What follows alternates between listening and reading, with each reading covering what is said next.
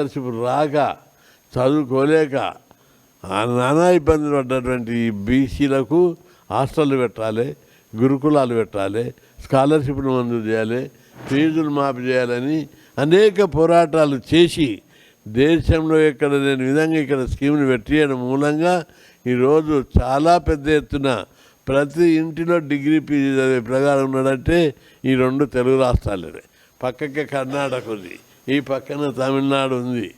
అక్కడ మీరు పోయి చూడండి, బీసీలకు ఎలాంటి స్కీములు లేవు, ఎలాంటి అభివృద్ధి లేదు. ఇక్కడ మాత్రం చాలా అభివృద్ధి మనం తీసుకొచ్చాం, చేస్తున్నాం. అందుకే ఈ మధ్యకాలం లోపల బీసీలందరూ కూడా మొట్టమొదట ఇది దేశం ప్రజాస్వామ్య దేశం. ఈ దేశం లోపల ప్రజాస్వామ్యం లోపల అన్ని కులాలకు, అన్ని సామాజిక వర్గాలకు వారి వారి జనాభా ప్రకారము రాజకీయ వాటా ఉండాలి. కానీ 76 ఏళ్ళు అయితే వాటా ఇవ్వలేదు. అందుకే వాటా రావాలంటే ఈ ప్రజాస్వామ్యం పేరుకే డబ్బున్నోడే ఎమ్మెల్యే అవుతున్నాడు, డబ్బున్నోడే ఎంపీ అవుతున్నాడు, డబ్బున్నోడే రాజు అవుతున్నాడు. అందుకే డబ్బు లేనటువంటి బీసీలు రాజకీయంగా రారు.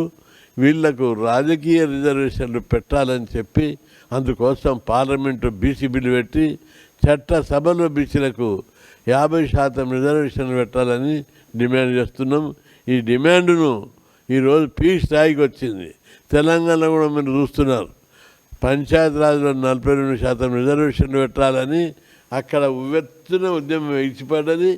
పెద్ద ఎత్తున ఉద్యమాలు జరిగి 130 సంఘాలతోటి